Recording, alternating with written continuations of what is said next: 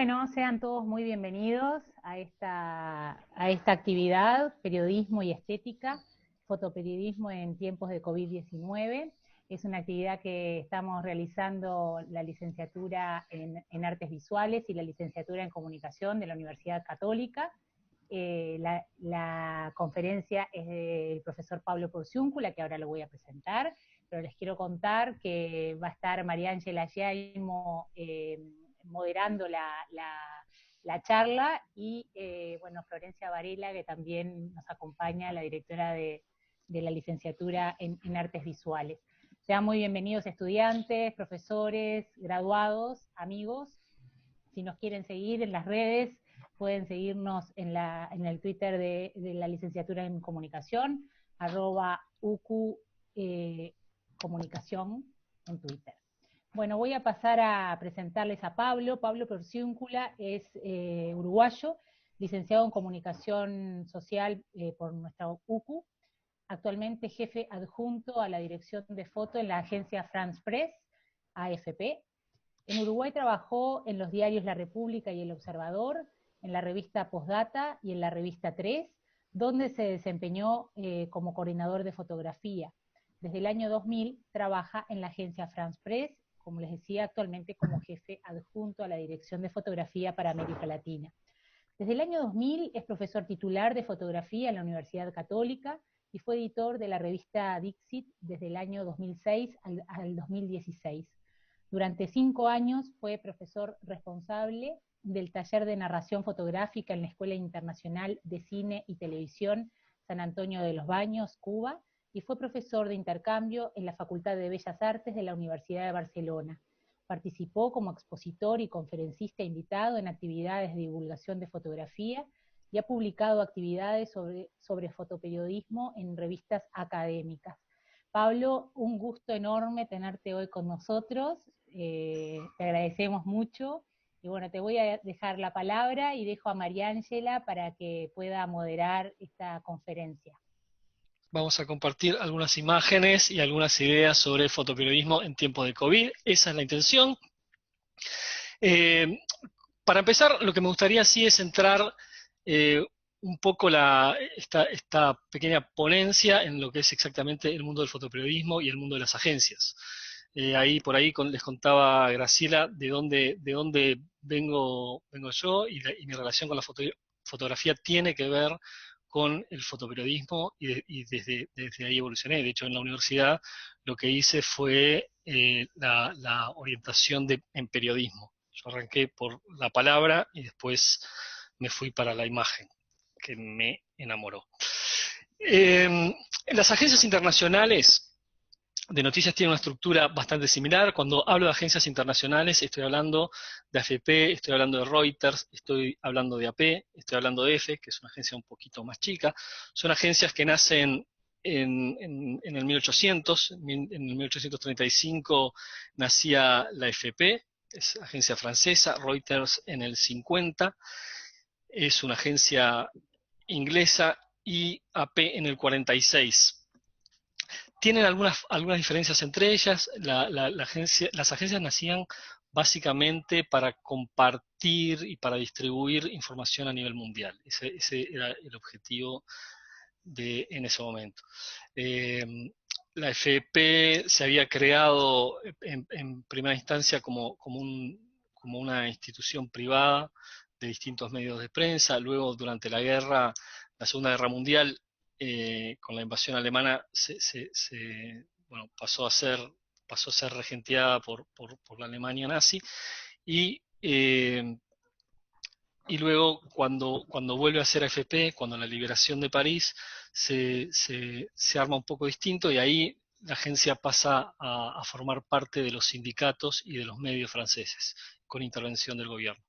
Reuters, por su parte, se había iniciado junto con la AFP y después se traslada a Londres y tiene como un sesgo más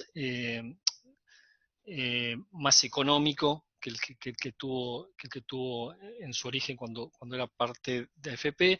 Y AP es un conglomerado. AP es la agencia estadounidense y pertenece a los medios estadounidenses. Esa es como en general la idea. Las agencias básicamente tienen un sistema de trabajo, que es esta segunda diapo, en la que tenemos por un lado los fotógrafos y los periodistas en general en el terreno. Cuando hablo del terreno no estoy hablando solamente del lugar en el que se desarrollan los hechos que se cubren, sino de las oficinas a nivel mundial. Las agencias se distribuyen entre 96 y 120 países en las que tienen presencia, y en esas oficinas locales hay algunas muy chiquitas. La de Montevideo, por ejemplo, solamente tiene un periodista, y los editores, porque aquí funciona, en el caso de AFP, que funciona la mesa central, los editores de foto también hacen fotografías, pero en el caso de México tiene una oficina bastante grande con 8 periodistas. Brasil tiene oficinas en distintas ciudades, San Pablo, Brasilia, Río, y freelance en otros lugares.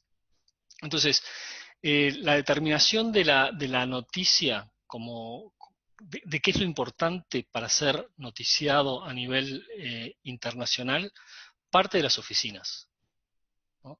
Yo creo que esto rompe a veces con esta idea de que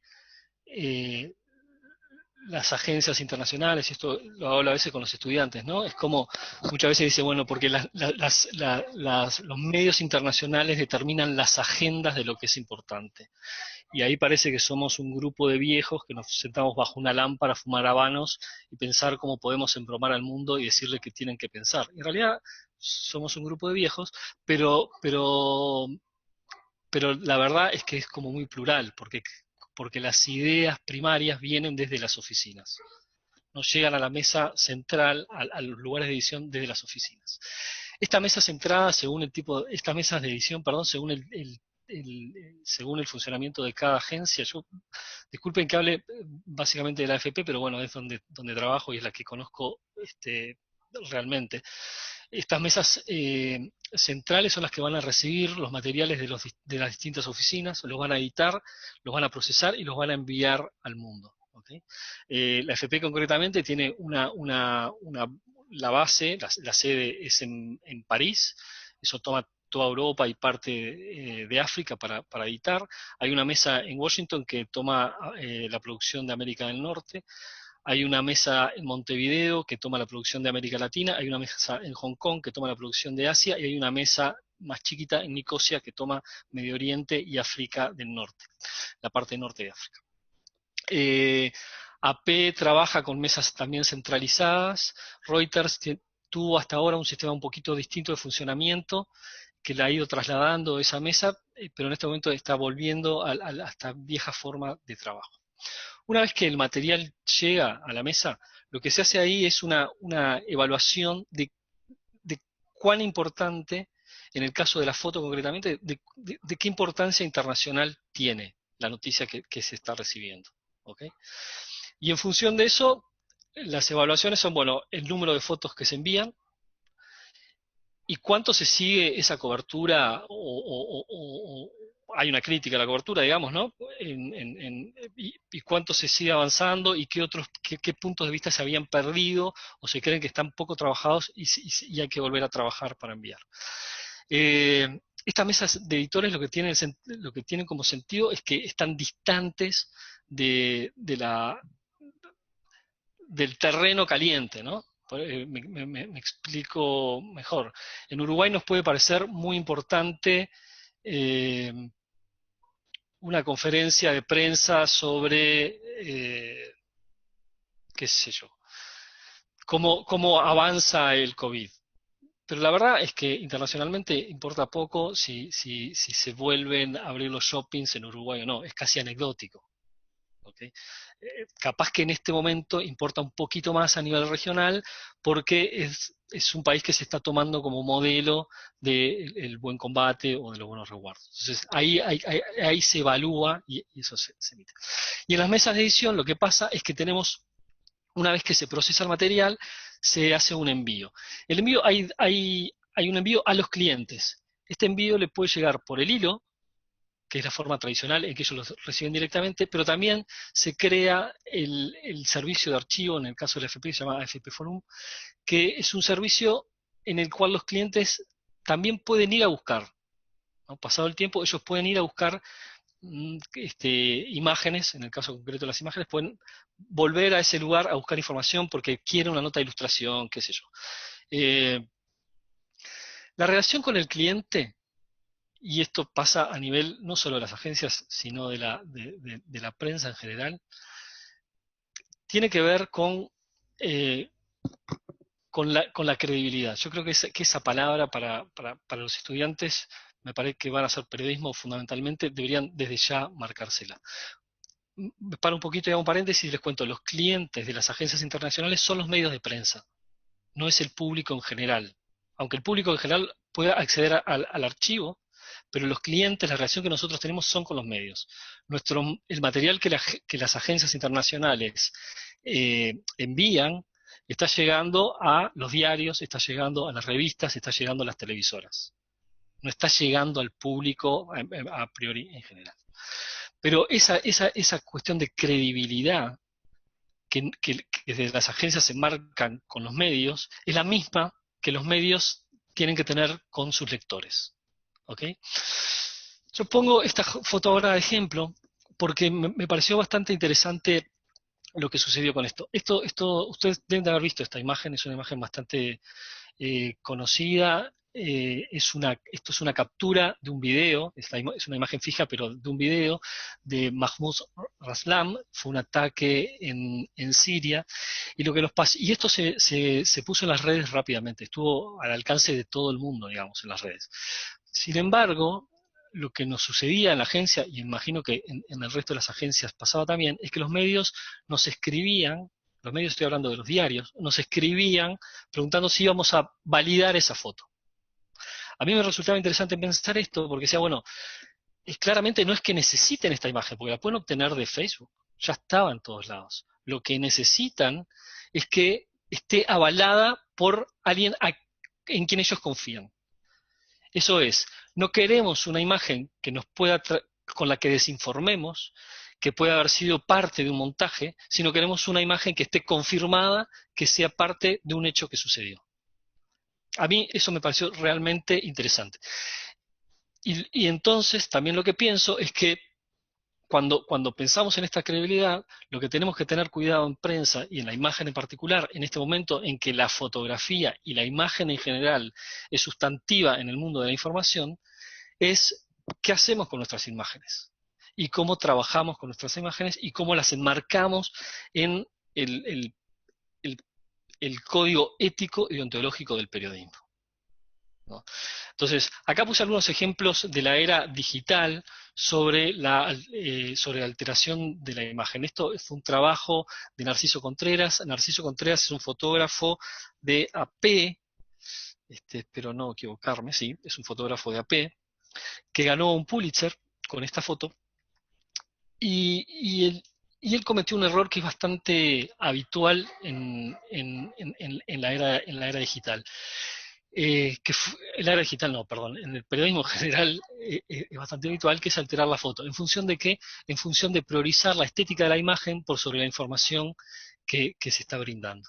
Entonces, esta imagen, si ustedes ven, por aquí aparece un elemento que en la que él presenta, que en la que se envía al mundo, no aparece. Este elemento es una cámara de video de algún colega que estaba por ahí. Lo que hizo él fue borrar esa cámara y la imagen quedaba mejor estéticamente hablando. Por esta razón fue despedido de la AP cuando finalmente se supo que el cuadro había sido alterado.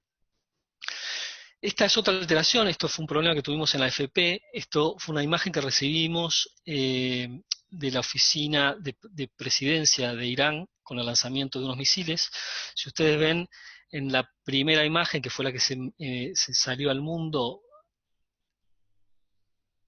bueno, también la distribuyó Reuters, pero la primera imagen, que fue la que salió al mundo, falta uno de los misiles. Lo que sucedió fue que en este que se ve en la segunda imagen, este misil había tenido un problema, había sido fallido el lanzamiento, y entonces la oficina de presidencia había decidido borrar y mostrar el éxito de sus 3 misiles. Entonces, nosotros ahí, a nosotros, me refiero a FP, publicamos la imagen errada. De ahí en más, lo que sucedió también fue, se trabajó en capacitar a los editores con un programa que es como forense de la imagen, digamos, que te metes adentro de la imagen, podés trabajar píxel a píxel, ¿no? En caso que haya dudas. Esto es otro caso, voy a ir un poco rápido porque son casos creo que conocidos. Este es un caso de un fotógrafo que para darle más dramatismo aumentó el humo que había en la escena, que además fue con una alteración bastante arcaica, digamos, entonces se podía notar bien. Este fotógrafo también fue despedido. Este es otro fotógrafo, Brian Wolski, que hace de 2 imágenes distintas una nueva composición, que es mucho más dramática. Y vuelvo, es priorizar la estética por sobre la información, ¿no? Esto es un caso que suele pasar en la prensa. ¿Cómo prioriza la estética? Bueno, toma el soldado, que la posición de esta imagen es mucho más fuerte que esta, que es un pasivo, lo coloca, y la mirada de este hombre, que fue saliéndose de cuadro en la primera imagen, lo toma de una segunda imagen y compone una imagen perfecta, ¿no? Pero todo esto que mostré hasta ahora tiene que ver con la época digital. La época digital esta en la que todo el mundo varía fotos, en la que nos comunicamos a partir de imágenes. Si vemos los trabajos que se hacen en Instagram de jóvenes, de gente muy joven, o la forma en que se comunica, tiene que ver con imágenes. Entonces tenemos la imagen y el lenguaje de la imagen en este momento como un lenguaje que alguna gente lo prioriza incluso por sobre la palabra, y que está muy acostumbrada a trabajar con imágenes para dar sus mensajes, ¿no? Le preguntamos a alguien por dónde anda y en lugar dice, no, estoy acá en Atlántida, te manda una foto de Atlántida. Y ahí dice, está en Atlántida, ok, ya está, alcanzó con la imagen. Pero esto que yo mostraba ahora en la era digital, en realidad no es nuevo en el periodismo. Y tenemos alteraciones en distintos tiempos. Esta foto que es alterada en la bandera, hubo un trabajo allí. Esta otra foto que la tienen que tener vista también, esta foto se pasa como si fuese el momento de la toma del monte, y en realidad la bandera que habían colocado al principio era muy chiquitita, entonces no era tan atractiva, y entonces rearman la escena, recrean esa escena para cambiarla. Esta es una foto que se trabajó en laboratorio. Se le agregaron algunos aviones. Esta foto también, que es de la primera, que es de la Guerra de Secesión. Nosotros estamos hablando de 1863. Lo digital estaba lejísimos.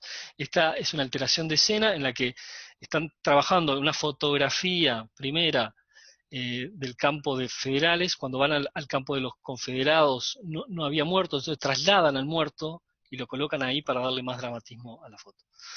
Y esto es de la guerra de Crimea, que también para darle más dramatismo trabajan sobre la escena. O sea, estamos hablando de temas muy viejos en la fotografía, ¿no? Estamos hablando en la fotografía de prensa. Estamos hablando de temas que vienen desde hace tiempo. Y estamos hablando, por otro lado, de la credibilidad. Cada acción que se hace en la alteración, modificación de imagen,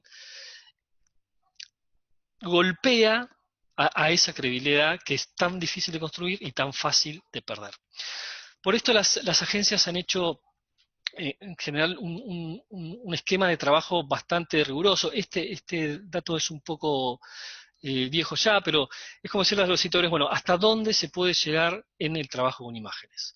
El Photoshop posibilita todo, sí, está bien, posibilita todo, pero uno tiene que saber qué es lo que puede hacer con el Photoshop y qué es lo que no puede hacer con el Photoshop.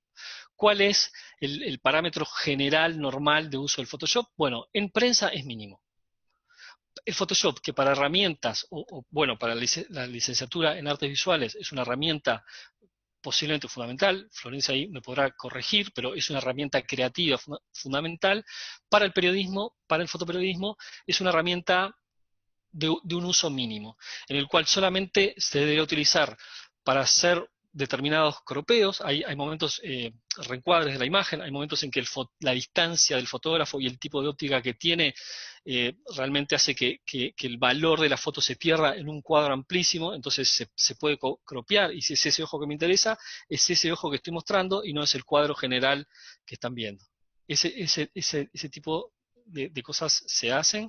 El uso y el trabajo con la corrección de color se hace, que es una corrección de color que se puede hacer en cámara, no la alteración de una luz que es de un día pleno hacer un atardecer, no, eso no me refiero, estoy hablando de un uso mínimo sobre todo de temperatura, color.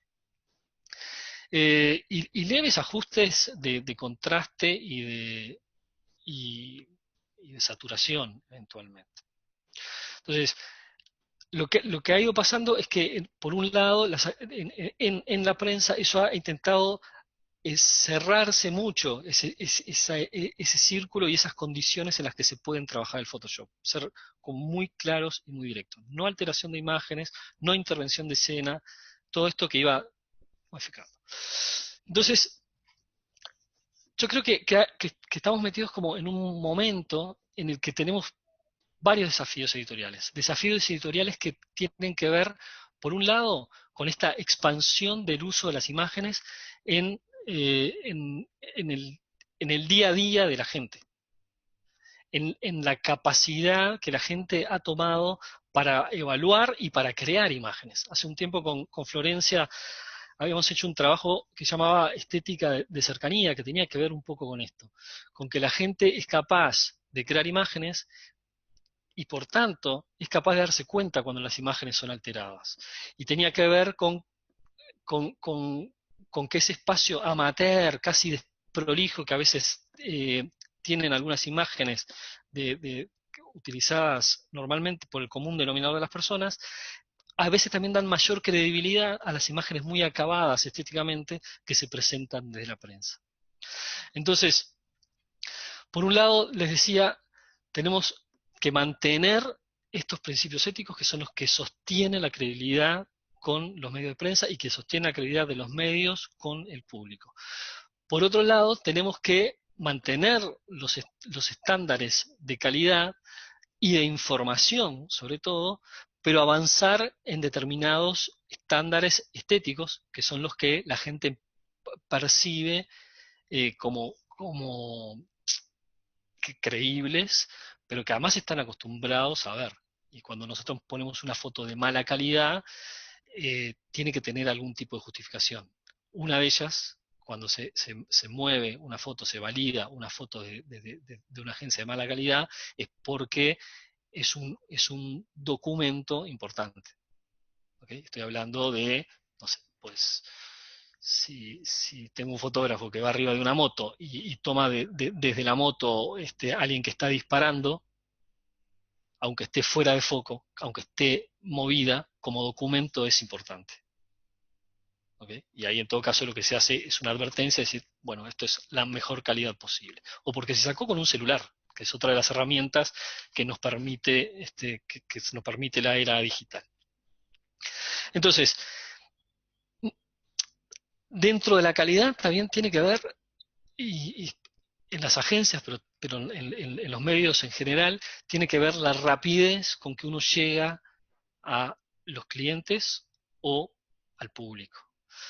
Para que se entienda, cuando hablo de rapidez, por ejemplo, cuando estamos cubriendo Copa América, cuando estamos cubriendo el Mundial, las fotos tienen que estar en todos los diarios del mundo, las fotos de un gol tienen que estar en todos los diarios del mundo cuando la televisión está pasando el replay de ese gol.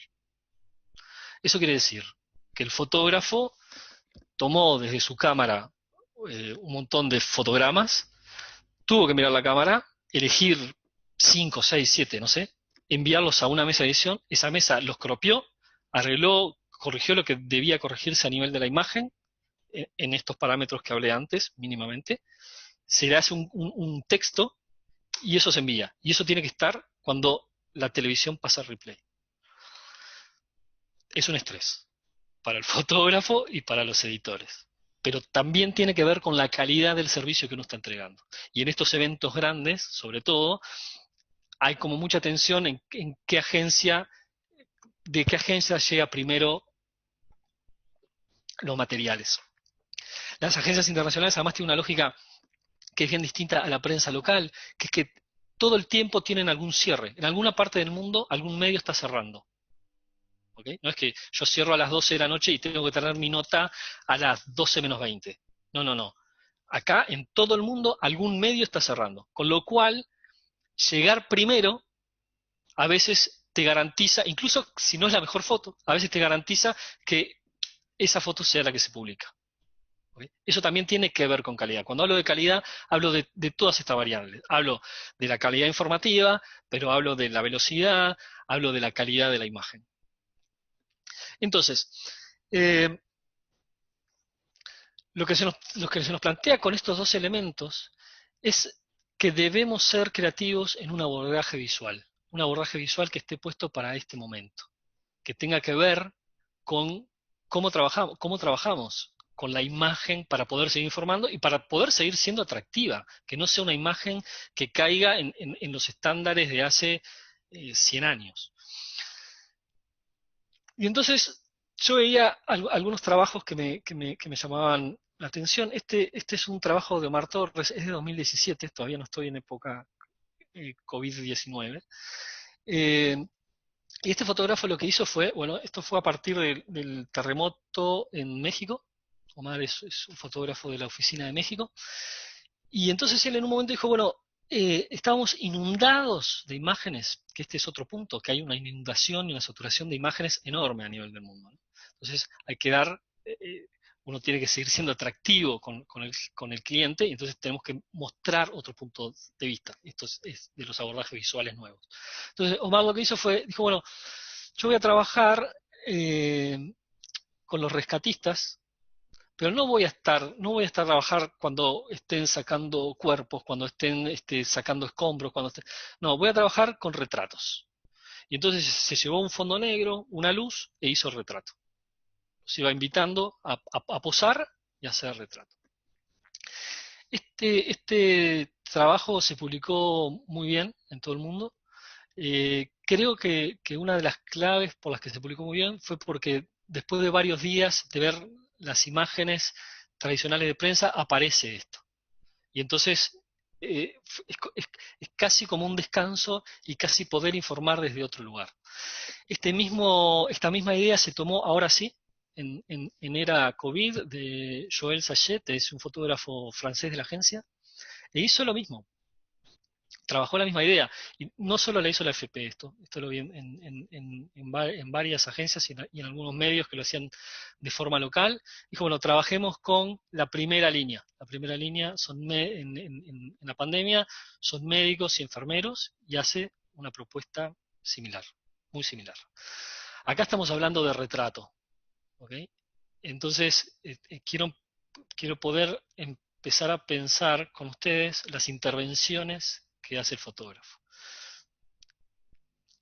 Cuando hablamos de retratos, es obvio que la persona que es retratada sabe de retrato, sabe que está siendo retratada. Yo no voy a jugar a que le robo una imagen.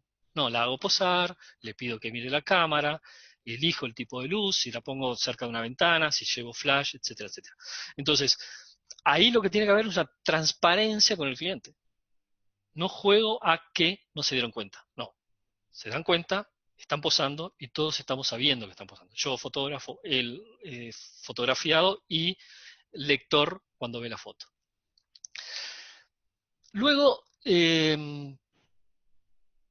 hay otro tipo de trabajos que a mí me gusta compartirlo. Esto es un trabajo de Anthony Wallace. Anthony es un fotógrafo inglés que vive en Hong Kong, que es el fotógrafo de Hong Kong de la agencia. Y él en un momento, creo que esto era en los 20 años de Hong Kong, eh, fuera de Colonia, qué sé yo, llevó una pizarra y le pedía a la gente que pusiera una palabra de cómo se imaginaba los próximos 20 años, en qué evolucionarían los próximos 20 años, con una sola palabra. Acá sí hay una intervención del fotógrafo. Esto es distinto incluso que el retrato, ¿no? Porque obviamente ninguna de estas personas anda con con un pizarrón en su bolso. Eso lo portaba el fotógrafo. O sea que estamos hablando de que el fotógrafo está interviniendo en la escena, no es el hecho. El hecho lo está generando el fotógrafo pidiéndole que ponga esa palabra. El juego de esto es, estas son imágenes ilustrativas, ¿sí? Y acá entramos como en otra dimensión. No es la imagen noticiosa, sino la imagen ilustrativa que encuentra un lugar en las agencias internacionales que normalmente tenían que ver con una imagen noticiosa. Esta misma dinámica se utilizó recientemente por Pedro Ugarte en las movilizaciones en Santiago. Entonces hizo lo mismo, salió con un pizarrón a la calle y le pedía a la gente, bueno, pongan una palabra que diga por qué usted está participando en estas manifestaciones. Y eso fue lo que puso. Y esto que les estoy contando a ustedes también se contaba en la leyenda de foto, en el caption. ¿Sí? Se decía que se aclaraba que esto era una pizarra propuesta y que la gente estaba escribiendo esa palabra de por qué estaba en las manifestaciones a instancias del fotógrafo. Esto sí ya es COVID, y acá hay una intervención completamente distinta que me parece súper interesante pensarla, y es, por primera vez se permite en una agencia internacional, por lo menos en la AFP, que un fotógrafo trabaje su cotidianeidad para mostrar cómo se vive en un encierro, cómo se vive en la pandemia, ¿no? ¿Por qué? Porque, porque estaba encerrado el fotógrafo. Porque están encerrados fotógrafos y nosotros no tuvimos el encierro obligatorio en Uruguay, pero en otros lugares realmente no se podía, los fotógrafos tienen un salvoconducto para el fotógrafo de prensa para andar en la calle y para hacer cosas de calle, pero no podían ingresar a la casa de las personas. Entonces ahí se abre este espacio de decir, bueno, trabajá sobre tu cotidianidad. Fueron algunos fotógrafos puntualmente. ¿Por qué no se puede trabajar en la cotidianidad? Que además, en algún caso, por hacer fotos en la casa, también se despidió algún fotógrafo, ¿no? No se puede trabajar en la cotidianidad porque uno domina la escena, básicamente, desde ahí se parte. Porque si yo quiero que los nenes estén frente al televisor mirando un partido, les pido que se pongan frente al televisor y miren un partido y yo lo fotografío. O los levanto a las 6 de la mañana porque tengo que hacer esa foto para que se pongan frente al televisor. Entonces, esos elementos que no pueden ser evaluados desde afuera del fotógrafo son los que se intentaron siempre evitar que se pudieran pensar que se había armado la escena. En este caso es distinto. Es, ok, trabajá sobre tu cotidianidad y vamos a saber que en realidad estás trabajando en tu casa. Entonces, este me pareció un caso interesante. Yo, cuando se desató el COVID, estaba haciendo un taller de fotoperiodismo y realmente pensé que no se iba a poder llevar adelante, porque la idea era trabajar con hechos, y al final resultó que sí. Alguna gente que seguía saliendo trabajó en relación al COVID, cosas externas, pero muchos trabajaron en el interior de su casa y hubo buenos resultados. Luego, no sé por qué, perdón, pero se me perdió el resto. No se perdió el resto. Tengo que cambiar de pantalla. Luego quiero mostrarle otros trabajos que me parecen todavía más arriesgados de esta época COVID. Y es pasar del fotógrafo que interviene en la escena, ¿sí? Interviene en la escena con la pizarra, pasar al fotógrafo que domina la escena en su interior, y luego pasar al fotógrafo que es sujeto de la escena, ¿no? Esta mano es la del fotógrafo. Si repasan rápidamente, si yo les hablo de fotos de prensa, dudo que la primera imagen que a usted se le venga a la cabeza sea la de el fotógrafo mismo en la escena. Pensarán en conferencias de prensa, pensarán en un partido de fútbol, pensarán en guerra. Nunca van a pensar al fotógrafo corriendo dentro de una cancha de fútbol, por ejemplo. Nunca se ve al Pablo, fotógrafo. no Sí. estamos viendo eso que nos querés mostrar. Ah, no sé qué están viendo. Estamos viendo tu presentación. ¿Y esto no? No. Salí, dejá de compartir y volví a compartir la pantalla que querés que veamos. Más fácil. Ok. Ahí, y ahora te pones en la pantalla que querés y volvés a compartir. Y lo que quiero compartir es esto. ¿Ahora lo ven?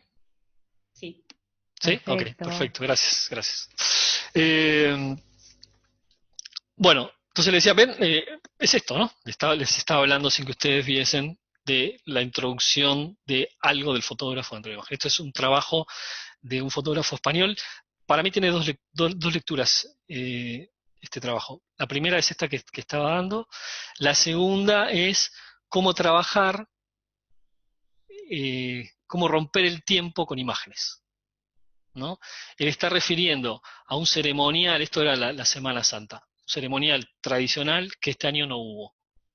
Y para ello está tomando una imagen que había sido el año pasado y volviendo al lugar para mostrar en qué está el espacio. Acá hay varias, hay unas que las ha logrado mejor que otras. Acá te perdés un poco del espacio vacío. Yo creo que esta es la mejor, en realidad, de las imágenes, ¿no? Acá muestra que le quedó perfectamente la composición a partir de la imagen vieja a la imagen nueva y la introducción del fotógrafo. Esto es, si bien ha habido algunos casos aislados, pero esto ha sido una forma que ha tomado el trabajo a nivel fotográfico en prensa durante el COVID, de la intervención. Y después, para mí, lo que es una joyita, es este otro trabajo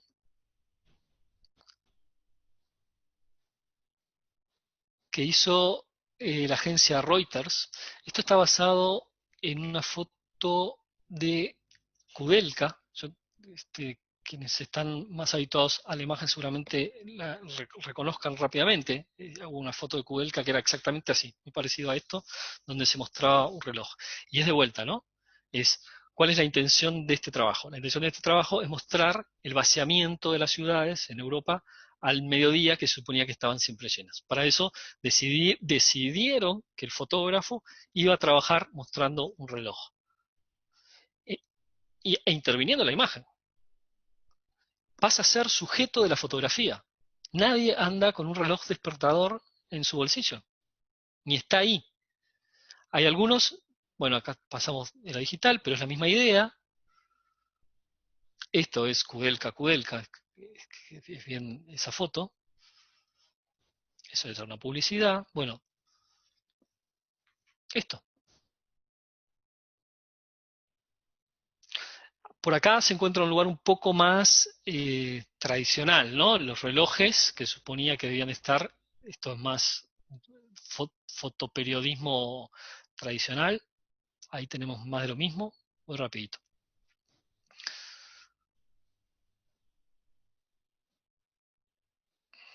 ¿No? Son distintas ciudades del mundo con la misma idea, producida por distintos fotógrafos, y esto también es una novedad, ¿no? Plantear temas que pueden tener una producción global a partir de una idea por distintos autores, digamos, si lo queremos poner en esos términos, ¿no? Lo que se trabaja es la idea.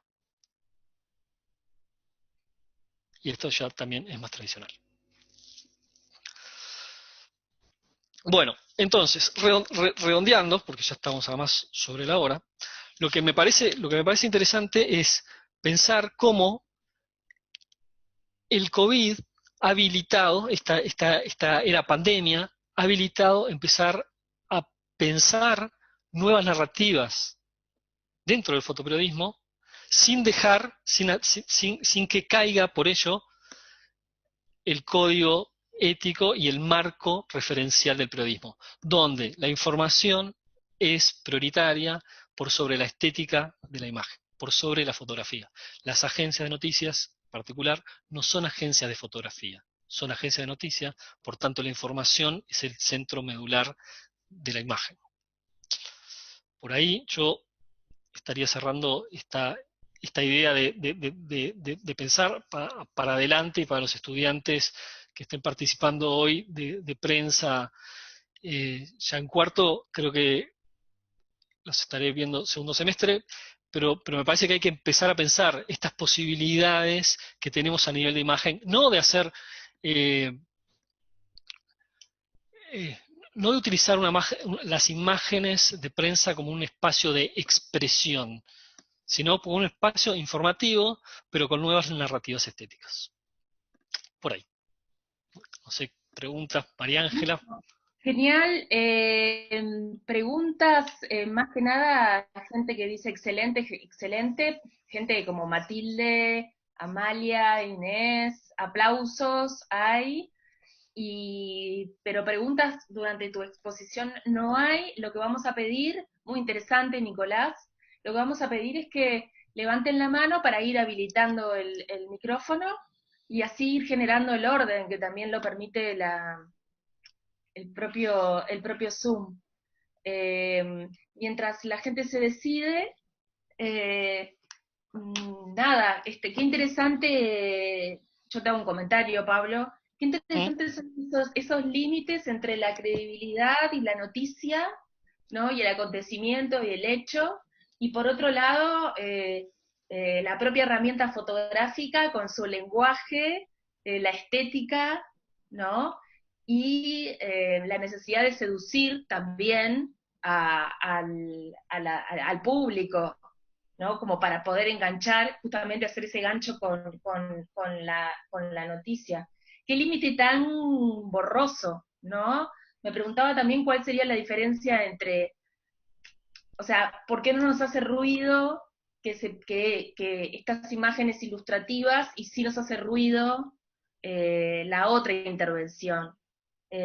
Sospecho cuál es la respuesta, pero bueno, te quiero preguntar, ¿por qué nos hace ruido un Photoshop, ¿sí? Y no nos hace ruido la subjetividad del fotógrafo dentro de ese proceso? Yo creo que porque uno es claro y el otro no, como primera cosa. Uno es claro en el sentido, es lo que yo señalaba, que, que, que cuando uno describe en el caption aclara, efectivamente. De hecho, Reuters en el trabajo de los relojes hace una nota sobre cómo hizo este trabajo. Y arranca diciendo, a partir de la foto de Kudelka. O sea, ellos lo explican, ¿no? O sea, ponen el marco, dicen, hey, esta idea surge a partir de esta foto, porque queremos mostrar esto, esto y esto. Entonces, cuando uno trabaja en ese sentido, me parece que es como, claro, la manipulación en Photoshop tiene que ver con un engaño, o puede tener que ver con un engaño. Claramente en la foto, en una de las primeras imágenes que veíamos que sacó, no me acuerdo, de Contreras, ¿no? Que sacó la cámara, lo que quiso fue engañar. Vale, quiso que su imagen estéticamente fuese mejor, pero finalmente lo que provocaba era un engaño. Está mintiendo sobre esa imagen. Me parece que la clave va por ahí. Okay. Pero después, perdón. Clarísimo.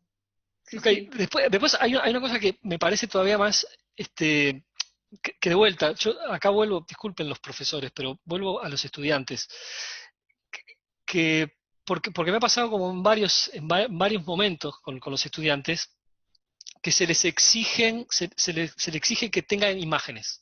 Yo creo que no todas las noticias tienen por qué tener imágenes. No todas. Hay noticias que se cuentan con palabras, punto. Hay noticias que se cuentan con imágenes, hay noticias que se cuentan con imágenes en movimiento y hay otras que se cuentan con imágenes fijas. Y no hay por qué entrar en la locura de que ahora tenemos un multimedia y tenemos que tener todo, todo, todo. No, tenemos que tener lo que sirva para informar. Eso es lo que tenemos que tener. Entonces, lo que a veces le pasa a los estudiantes es, no, agarro una foto para ilustración. Ok, pero la foto de ilustración, que es válida, no puede ser una foto que desinforme. Yo no puedo hablar de un terremoto en El Salvador utilizando una foto de un terremoto en China. Porque lo que estoy haciendo, en realidad lo que estoy jugando ahí es engañar, tengo la imagen. Tengo la imagen de un terremoto. Y después anda a chequear si es acá o allá. ¿No? Entonces, hay que tener mucho cuidado cuando hablamos de fotoilustración y lo que tiene que tener, es lo que te decía recién María Ángela, es claridad. ¿Qué es lo que estoy usando? Yo me acuerdo en la época de la revista 3, en algunos casos intervenimos fotos y lo que pasaba ahí es que se aclaraba y además el crédito de la foto, la autoría de la foto, era el nombre del fotógrafo y el nombre del gráfico que la había intervenido. Entonces me parece que el juego va por ahí, va por ser sincero. Bien, bien, clarísimo. Tenemos dos personas con las manos levantadas y dos personas que no pueden levantar la mano porque son coanfitrionas. O sea que tenemos 4 preguntas más. Matilde, primero, reiniciar audio, Matilde. Ahí va. No, mira, en realidad algunas cosas se las estuvo diciendo María Ángela. Claro, a mí me es muy difícil poder ver desde el lado del fotoperiodismo, desde ese lugar. Entonces me llamó muchísimo la atención los ejemplos que ponías y esto que hablaba María Ángela, ¿no? El límite entre engaño y no engaño. Es como súper, súper difícil. Nunca me había dado cuenta de todo lo que implica. Incluso hasta cuando vos decías de los fotógrafos desde su casa, que podían también como construir o poner en escena, digamos, ¿no? Mm. Y me hace pensar como, reflexionar muchísimo a partir de, bueno, claro, nosotros trabajamos más desde el Photoshop, desde el retoque, desde lo estético y cómo se ve, y como que en realidad, sí, en el mensaje, obviamente, que estábamos dando a partir de esa fotografía, pero nunca lo he sentido como un engaño, te juro que me mataste. Claro, porque digo, bueno, pero en realidad se está mejorando la fotografía y el mensaje, claro, pero bueno, sí. Entonces me hiciste pensar un poco para atrás cuando trabajaba con estudiantes de arquitectura, para enseñarles y claro, empezábamos a ver promociones inmobiliarias en donde en esos grandes carteles o donde te promocionaban la planta de un apartamento, estaba todo trucado y la vista nunca iba a ser esa, era como súper amplia, en realidad no veías ni la mitad, y empezamos como a descubrir todos los engaños que se hacían a nivel de metrajes, un montón de cosas, ¿no? Pero por el mismo lado. Entonces, claro, es como más desde el lado de la verdad y de lo más científico, que existen en todas las disciplinas, digo. Nunca me lo había puesto a pensar así, porque me parece aparte súper, súper difícil. Digo, hoy se tienen, como vos decías, muchas técnicas desde donde vos podés llegar a identificar, pero igual me parece como re complejo, ¿no? Como que no puedo, por lo menos en mi mente, abarcarlo desde ese lugar y dejar esto así porque siempre quiero arreglar alguna cosa, ¿no? No sé, no era una pregunta, pero bueno, que me pareció. No, ahí igual, ¿sabes? Lo que sí te diría es que, por ejemplo, el rol del editor en este momento para mí está siendo clave. Está siendo, pero súper necesario. Yo sí tengo que armar un equipo de trabajo con fotógrafos, voy a pensar en qué editor poner. Porque esas evaluaciones de esos límites, la persona la tiene que hacer en muy poquito tiempo. Sí. Claro. Porque vos recibís una foto y decís, bueno, son como muchas evaluaciones que haces, ¿no? Al mismo tiempo, digamos. Entonces, yo creo que por eso la mayoría de las editoras en este momento de la FP son mujeres porque pueden evaluar más cosas que los hombres al mismo tiempo. Y entonces dice, bueno, esta foto, partí de una base de confianza con los fotógrafos, ¿ok? Sobre todo uno cuestiona más las fotos de fotógrafos que son freelance, ¿no? Capaz que le pones más ojo que las fotos de gente que tiene una trayectoria en la agencia que ya tiene. Pero además también tenés que hacer ese cuestionamiento de, bueno, ¿vale la pena mandar esta foto o va a tener una lectura que desinforma? ¿Vale la pena mandar la foto Por eso digo que son varias cosas. ¿Vale la pena mandar la foto con el nombre de una persona contagiada por el coronavirus? ¿Estás aportando? ¿Qué es lo que estás aportando ahí? O sea, que es una lectura desde la imagen y es una lectura desde la noticia, ¿no? Esa es la evaluación que uno tiene que hacer en segundos para mandar una foto. O ¿vale la pena que esta foto que está levemente torcida ponerla a la derecha? ¿Vale realmente la pena hacer eso? Porque el fotógrafo capaz que la torció buscando un efecto más bien estético. Y queda mejor la composición. Entonces, hay veces que sí y hay veces que no. Hay veces que si es ilustrativa, capaz que le respetás. Hay veces si es un trabajo, no la foto noticia puntual, sino que es un trabajo más de reportaje. Esa foto torcida dentro del resto se comprende bien. Hay fotos que no se comprende bien y estás metiendo agua torcida y parece que se te va a caer toda el agua. Entonces, hay como varias evaluaciones ahí para hacer, ¿sí? Bien, tenemos gracias Matilde, tenemos a Amalia.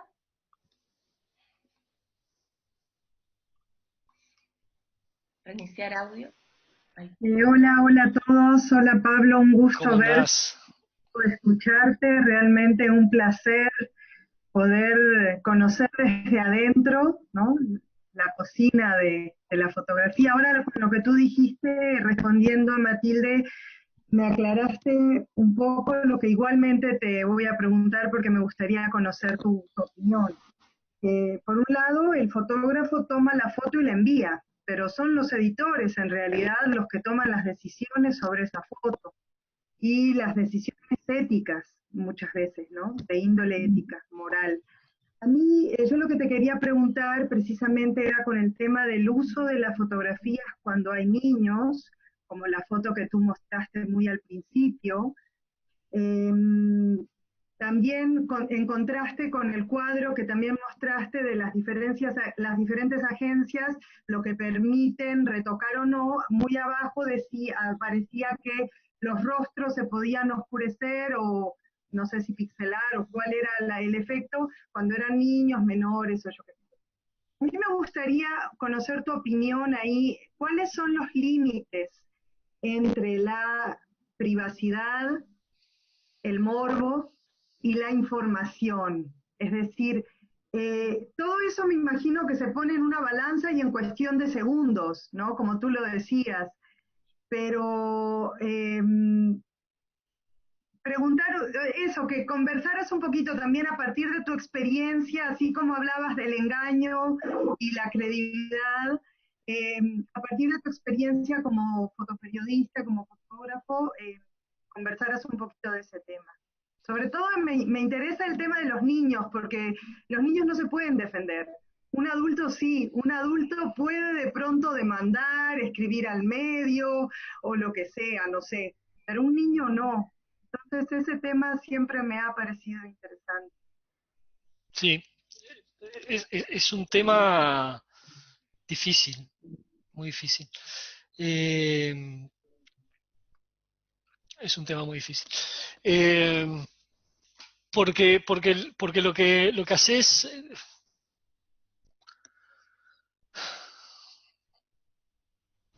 lo que haces es evaluarlo en función de la información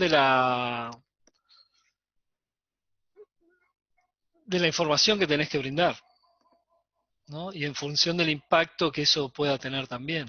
Yo creo que esta imagen que mostraba hoy, o la imagen de Alina, aquel chico que muerto en la playa, ¿no? Yo creo que son imágenes que es importante que se vean, porque mueven, porque hacen pensar, porque hacen reaccionar. Entonces, en ese sentido me parece que que esas imágenes no se pueden dejar sin pasar, ¿no? Creo también que hay una doble moral con el tema de los niños, ¿no?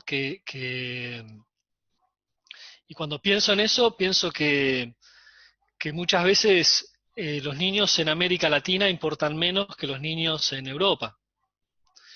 Y que los niños, los hijos de jugadores de fútbol europeos aparecen con las caras pixeladas y los hijos de jugadores de fútbol latinoamericanos no. Digamos, saquemos a Europa, que está Nicolás, que no se enoje, pero digamos en el norte y en el sur, ¿no?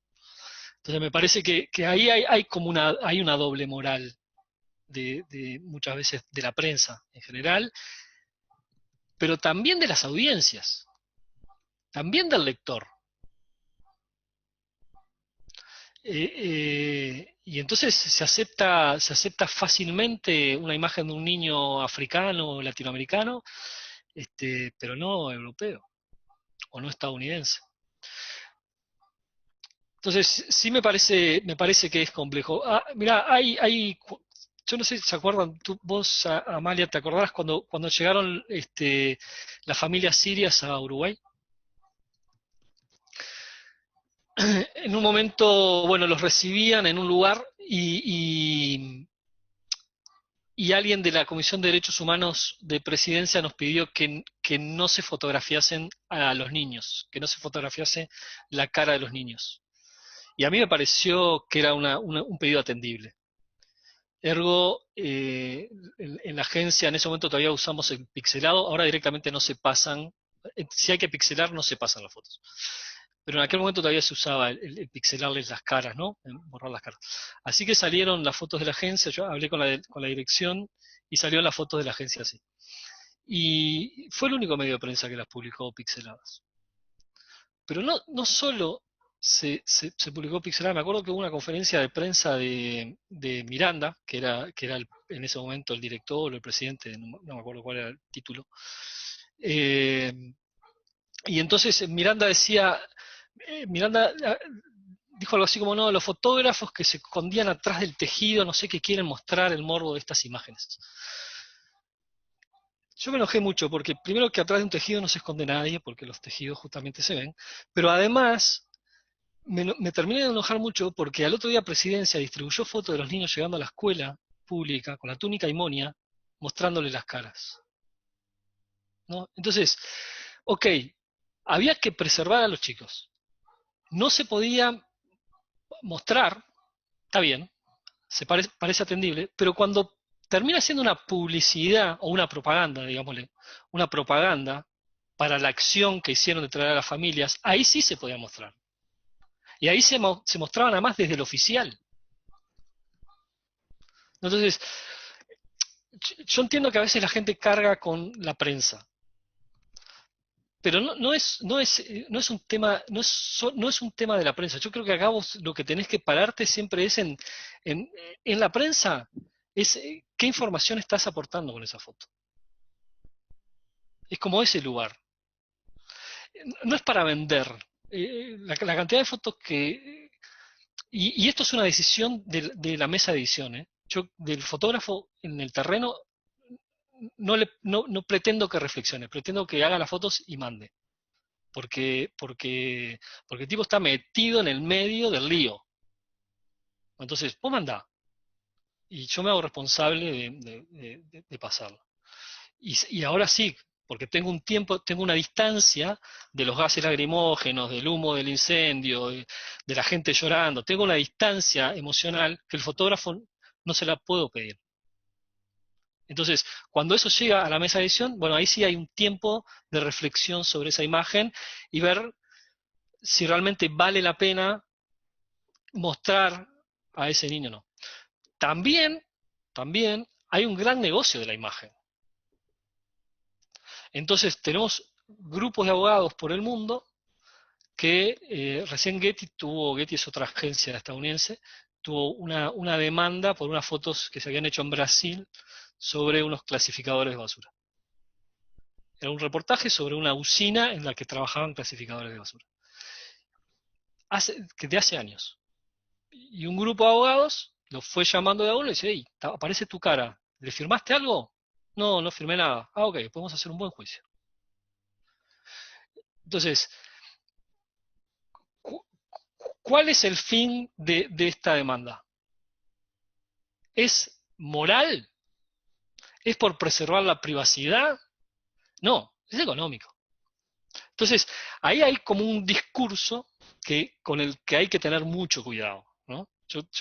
La primera sensación es esta de decir, qué morbosos, quieren vender una imagen fuerte para... No es así. No es así, o por lo menos no en todos. Creo que las agencias tratan de no manejarse así. Y muchos medios también. Hay otros que no, hay otros que efectivamente son las imágenes que buscan y las que publican, porque también su público la acepta. Acá, para mí yo no tengo tele hace muchos años porque no la soporto. Pero cuando la gente se queja de la televisión, yo digo, yo sigo sobreviviendo, hace más de 20 que no tengo televisión.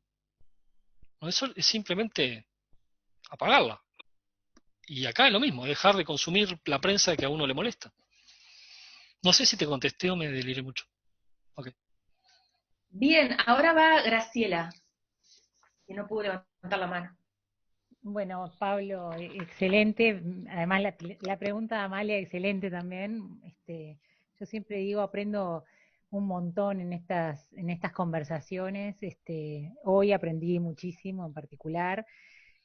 Yo quiero seguir parecido a lo que decía Amalia, pero nada más que me quiero centrar en un momento del trabajo de ustedes, que es cuando el editor de fotografía recibe esas imágenes con esta distancia que decís de la gente llorando, ¿no? del problema, de la tragedia, de lo que sea, y tiene que este momento de reflexión para decir, esto informa, esto vale la pena, esto no vale la pena.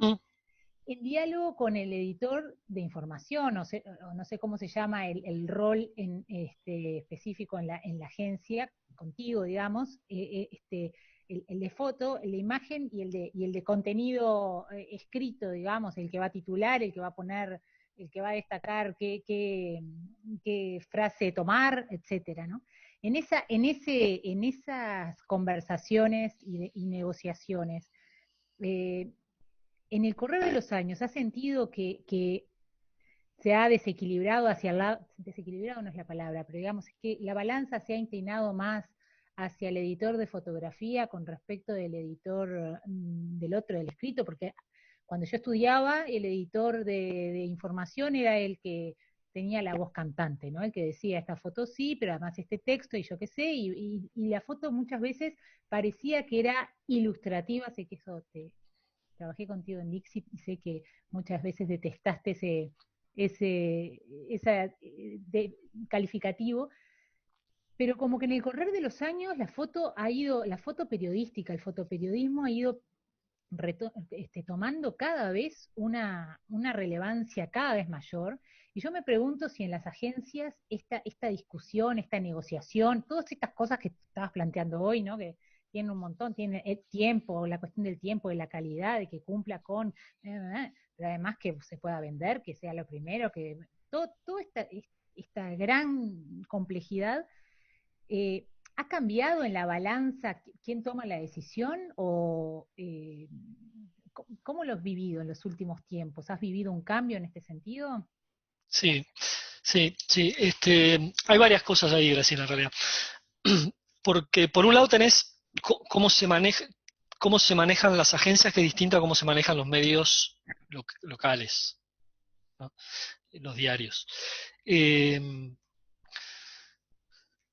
Hay otra que capaz que es la primera, quiero no perderme de esta segunda, pero es que creo que desde hace unos años a esta parte, digamos que el centro del poder es la imagen. Creo que ahora podríamos decir que la palabra es ilustrativa. Estoy siendo malo con todos los que hacen texto, pero la verdad es que la palabra es importante, obviamente, explica un montón de cosas que la imagen no puede explicar, pero la demanda es de imagen. Hace ya más de 10 años, esto lo decía un director de la FP, un director de texto, que tradicionalmente todo su tiempo fue texto.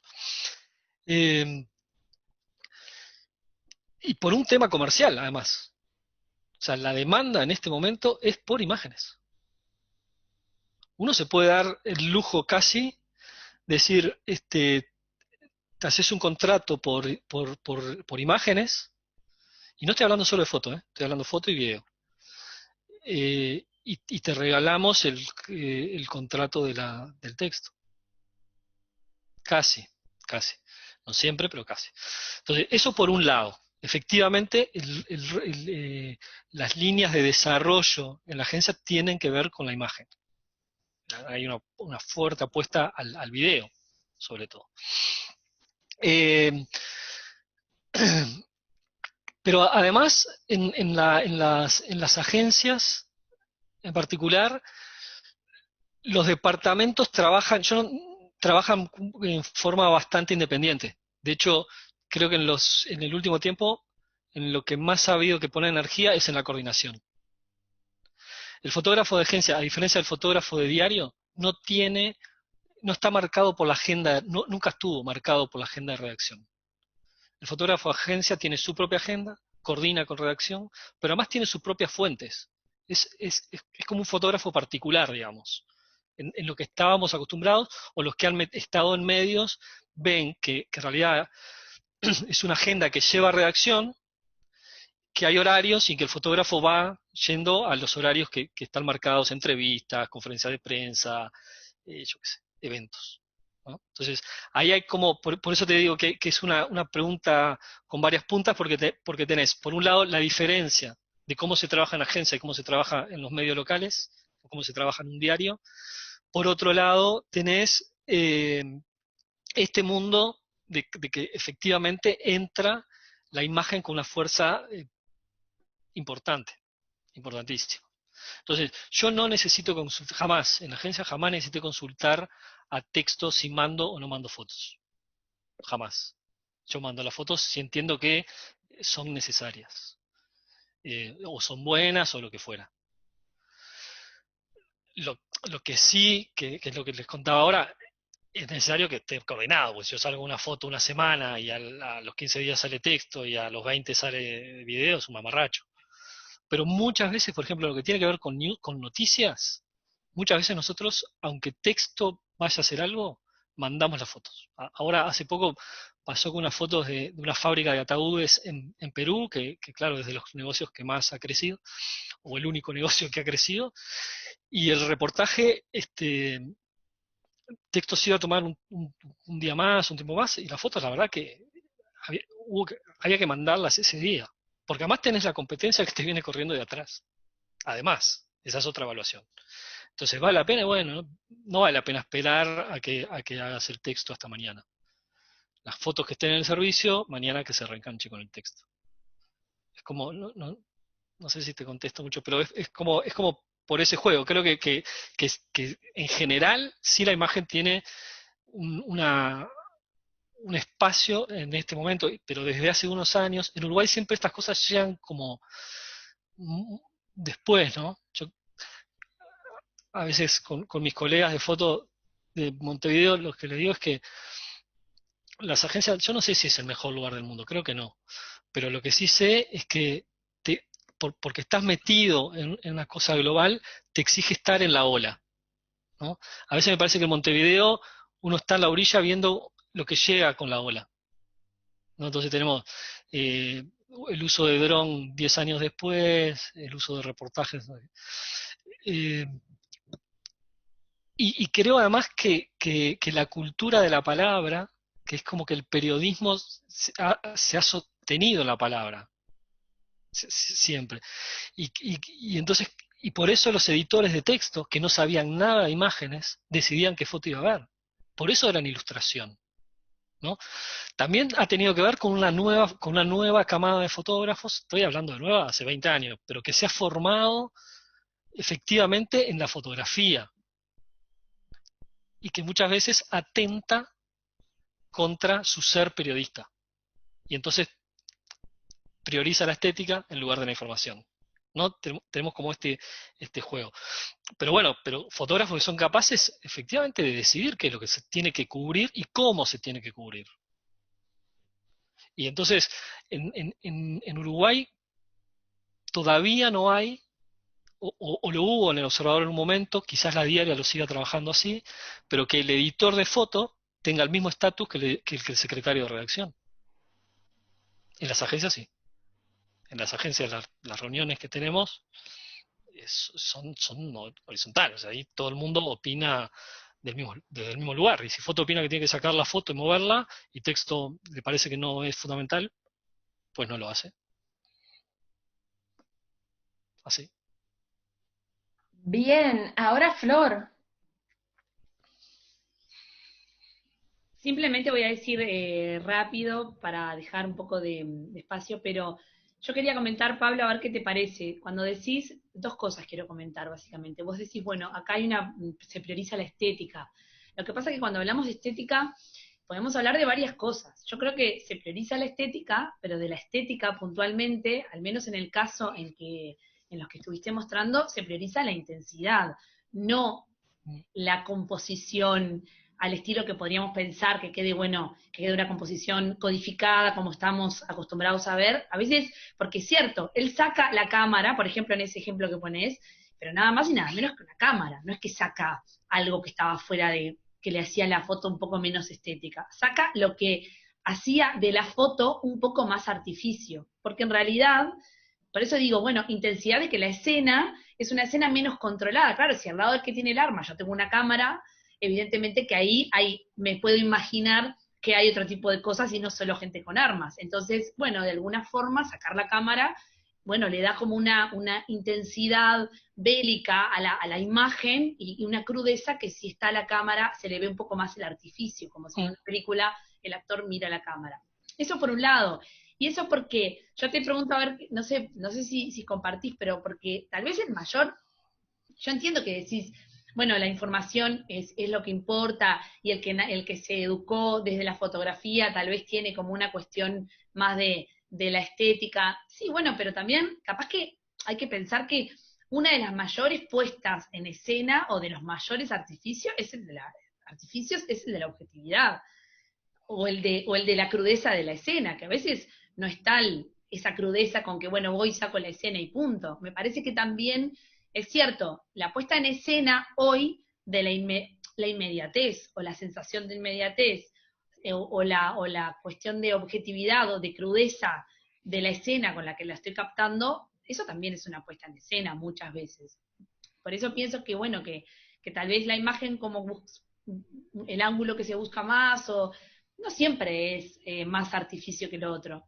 Nada, dejar puntualizado eso. No, lo que pasa, sí, está bien. Está bien. Pero vuelvo, ¿no? Para mí el tema acá es cuando digo priorizar lo informativo por sobre lo estético, también estoy pensando en el tipo de información que vos mostrás. O sea, a mí me parece que vos no podés hacer una manifestación con un teleobjetivo que te aplana los planos, digamos, ¿no? Te juntan los planos, parece que hay mucha gente cuando hay 20 personas. En realidad lo sincero en ese caso es decir, no mando nada. No existe una manifestación de 20 personas. A nivel mundial, ¿no? Bueno, ahora con capaz que con el COVID sí, pero la noticia puede ser que la manifestación fue una manifestación reducida. O sea, vale, entonces hacerla con un gran angular y que se vea que había 20 personas. Y bueno. No la hagas con un tele que parezca que hay un montón, ¿no? Yo creo que ese es el juego, ¿no? Claro. Hay un trabajo que yo lo comparto en los cursos ahí en la universidad de un fotógrafo italiano que es lo que hace, eran escenas de Gaza, ¿no? Súper violentas, súper violentas. Súper no, eran violentas. ¿No? Fuego, piedras, caras tapadas, cuando las caras tapadas eran algo feo, malo. Piedras, no sé, todas esas posiciones, ¿no? Y después hace como un backstage de la escena. Eran 3, con 4 cubiertas quemadas, que estaban tirados así, vamos, cha, cha, cha, cha, y veías 20 fotógrafos, fotografían eso, y otra vez se fumaban cigarros, esperaban que la cubierta se empezara a apagar, y iban de vuelta. ¿Cómo se llama el fotógrafo? Perdón, No me están acuerdo. preguntando. No me acuerdo. Yo para los nombres, yo por eso uso libretitas, porque los nombres, y no tengo esa libretita acá. Pero bueno, lo busco y lo comparto después. Pero, pero a lo que voy es que me parece que el punto es que de eso no debería de mandar fotos directamente. Está bien, tenés un montón de fotógrafos que son freelance, y entonces si no mandan fotos de eso, no comen, ¿no? Por eso también decía hoy que cuando uno pone, como editor, pone el ojo en lo que le están mandando, sí lo mide distinto al freelance ocasional que al fotógrafo con el que uno trabaja habitualmente y que sabe dónde tiene la piedra en el zapato. Sí, yo estoy de acuerdo contigo. Hay cosas que no deberían, que directamente no deberían mandarse, pero en mi concepto es porque no tienen interés periodístico o porque no están representando los hechos que tienes enfrente. Es por ahí. Porque claro, es más atractivo sacar la foto, incluso un retrato. Es mucho más atractivo sacar un retrato limpio, ¿no? Que sacar un retrato donde te aparecen 20 personas atrás. Pero no la vas a borrar con Photoshop. Y si hay 20 personas, incluirlo en el cuadro. Yo soy muy ortodoxo con eso. Si tengo la botella de Salus puesta en la mesa de la conferencia de prensa, la odio que hagan eso. Y es una imagen espantosa. Yo no entiendo cómo la gente que trabaja en la producción de eventos y en la comunicación permiten que haya botellas con etiquetas delante de la gente que habla, ¿no? Pero no se me ocurre sacarla.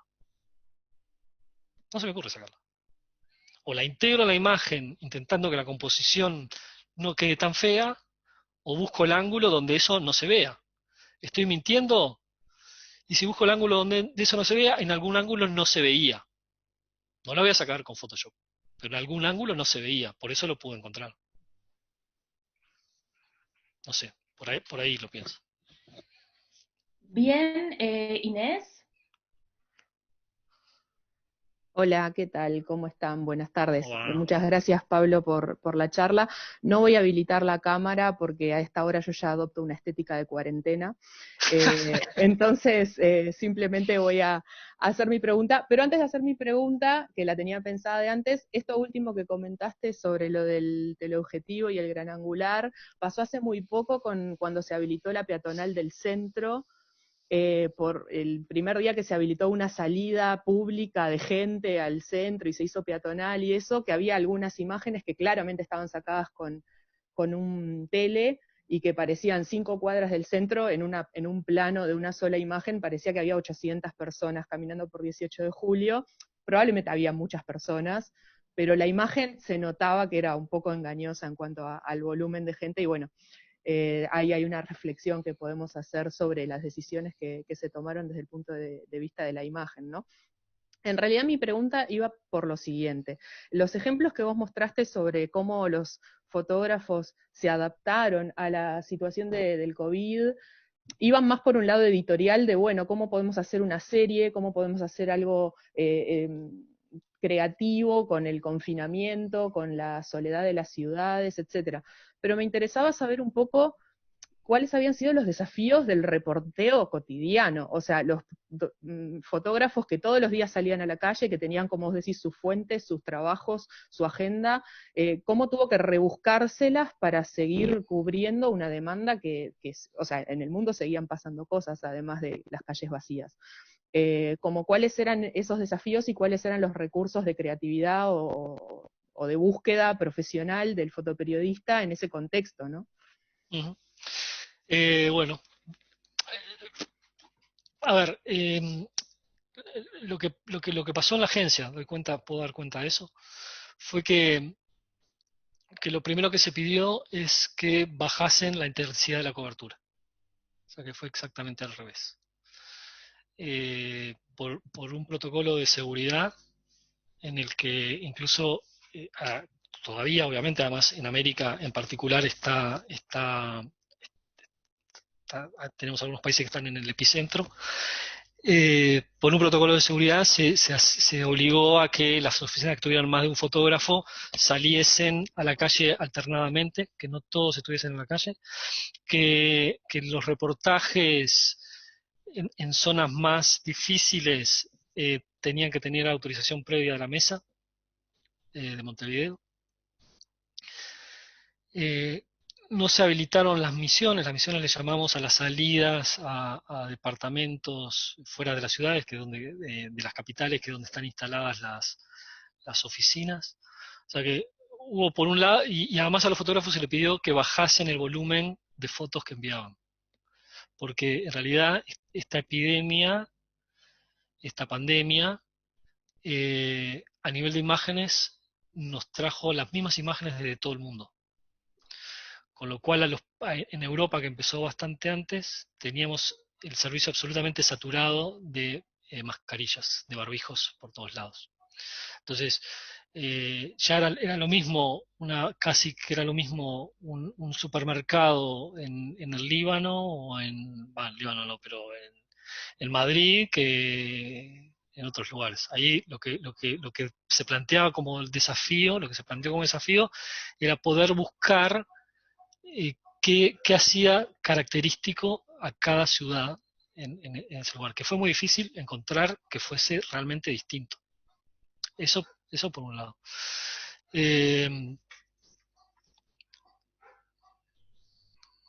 Entonces, como primera cosa, te diría que lo que se priorizó en el campo fue el tema de salud. Eso fue lo primero. Y eso implicó que fotógrafos se quedasen en su casa. Los fotógrafos mayores no han salido, por ejemplo. Mayores en edad, digamos, ¿no? Todo este tiempo no han salido. Los editores están trabajando desde las casas. Yo estoy en casa. Estoy trabajando desde casa. O sea, eso fue lo primero. Y lo otro fue empezar a evaluar, bueno, esto, ¿no? Los lugares de confinamiento, cómo hacerlo, con los fotógrafos se les planteó directamente esto de tratemos de ser creativos. Yo en un momento, con lo de los retratos, por ejemplo, le decía, bueno, pero busquemos alternativas. Está bien, no podés entrar a la casa, pero capaz que podés levantar el dron y hacer retratos con el dron en el balcón. Hay una serie de Luis Acosta, es un fotógrafo, es el jefe de Centroamérica basado en Panamá. No es una serie, son un grupo de fotos. Que le hace retratos a una violonchelista practicando en el balcón de su casa, en un 10º piso. Entonces bueno, empecemos a trabajar desde esos lugares. Yo no quiero que vayas con el dron y que simules que estás haciendo una foto en presencia. Mostrame el plano abierto, que se vea que estás en el aire, que se vea el balcón, que se vea a la mujer con el violonchelo, a la música con el violonchelo. Deja ver eso, no pasa nada. Entonces empezamos a trabajar desde esos lugares. Y bueno, eso se ha hecho. A nivel del otro se hizo una serie que tuvo que ver, que también fue regional, que tuvo que ver con las plazas principales, ¿no? en este esquema que Latinoamérica tiene de ciudad, plaza central, catedral, no sé qué. Bueno, esas plazas con una foto cenital, con una toma digital, exactamente igual, y luego verlas en bloque.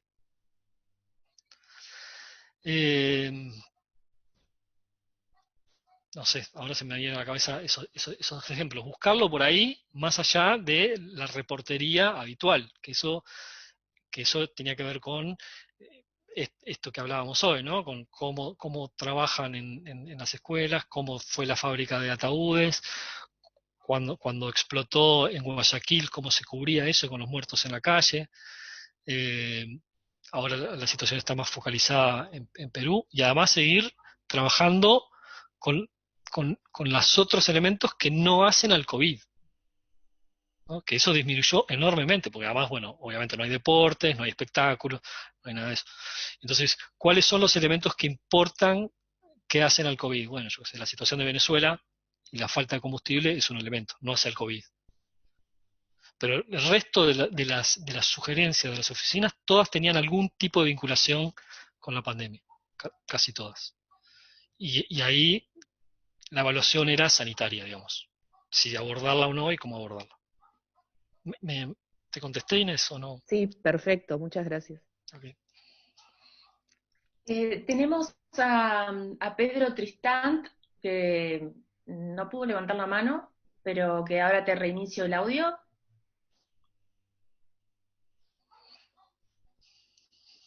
Pedro. Acá estoy. No, levanté con un emoticón, levanté la mano ahí en las reacciones. Pablo, quería preguntarte por los ingresos a los hospitales. Ahora llegan muchas fotos desde Brasil, sobre todo, que son medias fuertes, capaz. O sea, que incluso mismo que dentro de la sala, algunas, o en la cama con los internados, o todas esas fotos de gente que está en las camillas por las calles, no sé. Que esas fotos también las discuten, se hablan, o sea, cómo es que se define ingresar a los hospitales, o sea, cómo es ese, no sé si hay, con quién se arregla, si no, si la familia sabe que se van a subir esas fotos, cómo se manejan esas situaciones. Sí, bueno, primero tiene que haber una autorización desde el hospital, esa es la primera cosa, y eventualmente si se habla o se pide una autorización, incluso en algunos casos escrita, de las familias. El tema del ingreso al hospital a los hospitales es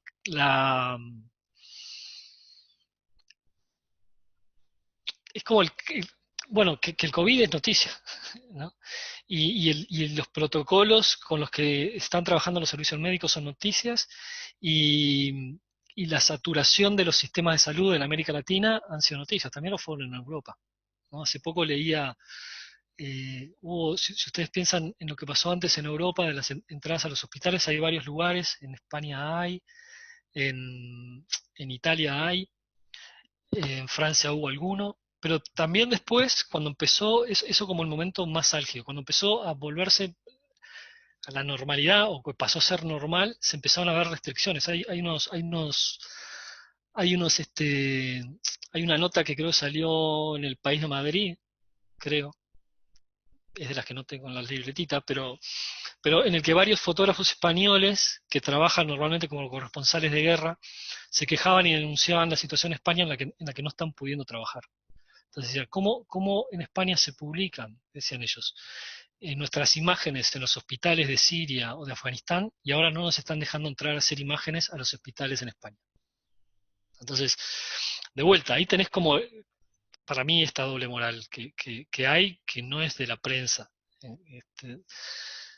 sino de otros, desde otros lugares, ¿no? Y lo que me parece que pasa con esto es que es noticia cómo se está trabajando, es noticia la saturación en los sistemas de salud de América Latina, y es noticia porque tiene que ver con una mala asistencia de salud también. Es noticia porque acá hay gente que no puede llegar a los hospitales porque la salud es privada, y son sistemas de seguro de salud. Entonces, se ha creado todos los sistemas donde todo se comercializa, incluso la posibilidad de la asistencia. Entonces, también es noticia eso. Entonces, eso por un lado. Por otro lado, la discusión sí se discute. Sí se discute. Yo les podría mostrar, no sé si somos muchos. Bueno, voy a hacer una infidencia. Este es mi escritorio. ¿Lo ven ahí? Lo alcanzan a ver. Esos canales, este canal es el que se validan, son las fotos que reciben de América Latina. Estas son las fotos que estamos recibiendo de los fotógrafos ahora mismo. ¿Ok? Cada una de estas fotos va a tener una evaluación, ¿no? Rápidamente, si el tema interesa, no interesa, qué sé yo, todas esas cosas. Hace poco ya salió, pero hace poco teníamos unas fotos justamente de hospitales, y en realidad con el director de fotos nos sentamos a evaluarla una por una las fotografías que se iban a mandar o no. Entonces eliminaron aquellas fotos que a la persona se le veía la cara, claramente la cara. Entonces se mandó todo el paquete de fotos en las que, o por lo menos estaba medio de perfil, o de ahí. Entonces sí se evalúan, sí se evalúan.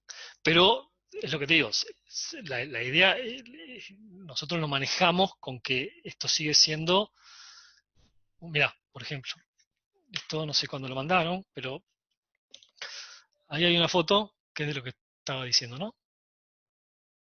Se vio bien, ¿no? Que la persona que aparece está, pero no se, la cara le es tapada, yo no sé para dónde tengo que correr la cámara, ahí. La cara del paciente está tapada por un médico. ¿Ok? Entonces, a veces lo que se trata de hacer es eso, poder informar, pero sin mostrar la identidad de la persona.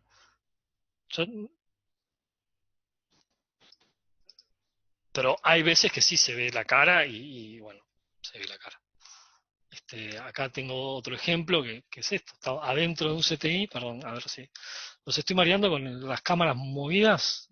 ¿Se logra ver? Para nada, se ve perfecto. ¿No? Ahí se esperó, seguramente de este fotógrafo, si yo me pongo a buscar ahora lo que decidimos, o sea, lo que decidimos no mandar, tenga alguna foto en la que esa mano no esté puesta delante de la cara de la persona. Entonces, esto se discute, en realidad, en general, la primera decisión la tiene el editor quien está editando el material, y cuando el editor está dudando, bueno, nos escribe, vieron que yo tengo otra pantalla atrás, que tengo un chat que es con los editores, y te escriben, Pablo, fíjate esta foto, ¿qué te parece? Y ahí se discute, y si la tenemos, en algunos casos directamente la tomamos con Pedro Ugarte, que es el director de la FP, y tomamos esa decisión entre los dos y tomamos las decisiones, pero las decisiones son desde ese lugar, son como desde ese lugar, desde el lugar de se informa, si vale la pena, cuánto es lo que vale la pena, no cuánto es lo que vale la pena mostrar, sino cuánto es lo que esa imagen puede informar desde otro lugar. Es lo mismo que le decía hoy a Amalia, ¿no? Sí, la imagen de Aileen en la playa. Hay gente que dice, ¿cómo van a mostrar esta imagen? Y sí, es una cachetada, sí. Pero es una cachetada bien dada a la sociedad y a la hipocresía con que algunos temas se tratan. No son números los muertos. No son números los muertos en la pandemia y no son números los inmigrantes muertos. Son personas. Y a la dimensión humana, la imagen en particular tiene, porque trabaja desde lo emocional, tiene la capacidad de llegar y a eso enfrentarte. Entonces creo que estas evaluaciones uno las hace casi automáticamente ya después de tiempo de trabajo, pero se hacen. Y a veces nos equivocamos. Bueno, no tenemos más preguntas y vamos a ir cerrando por acá. Graciela, Florencia, las invito a dar el cierre, además de que te agradecemos. Personalmente te agradezco la charla, que la voy a volver a ver por YouTube, por la mediateca de la UCU, y la voy a postear por ahí para que se viralice. Perfecto. Sí, agradecerte, Pablo, en nombre de, bueno, de las dos licenciaturas, ahora de la licenciatura en Artes Visuales, de la licenciatura en Comunicación, los estudiantes, profesores, todos, agradecerte por este espacio de reflexión que, bueno, fue muy rico y que, como dice María Ángela, vamos a poder también volver a trabajar sobre todo esto en clase, porque bueno, al tenerla mañana estará en YouTube y podremos compartirla más y también servirá para los que hoy no nos hayan podido acompañar. La verdad que siempre es un gustazo, acá está Flor, es un gustazo contar contigo, la verdad te agradecemos un montón, muy disfrutable el momento y bueno, muchas gracias. Bueno, Nada, gracias a ustedes por invitarme. Para mí es un gusto también siempre charlar y además con gente tan inteligente las preguntas te hacen temblar un poco, pero está súper bueno para poder reflexionar, porque uno al final, un poco esto que le decía a Pedro recién también, ¿no? Uno al final esto lo, esto lo hace en el cotidiano y las preguntas lo que sirven es para repensar y para poderse cuestionar si uno está trabajando bien y poder poner en palabras lo que uno ya está tan habituado que a hacer que le ha sacado la palabra, ¿no? Entonces para mí me nutre, me nutre. Así que pues nada, nos estamos viendo en el segundo semestre. Justamente Cuídense. para el curso de fotoperiodismo, así que Exactamente, genial. Divino. exactamente. Bueno, muchas gracias, Pablo. Chau, chau. Chau, chau.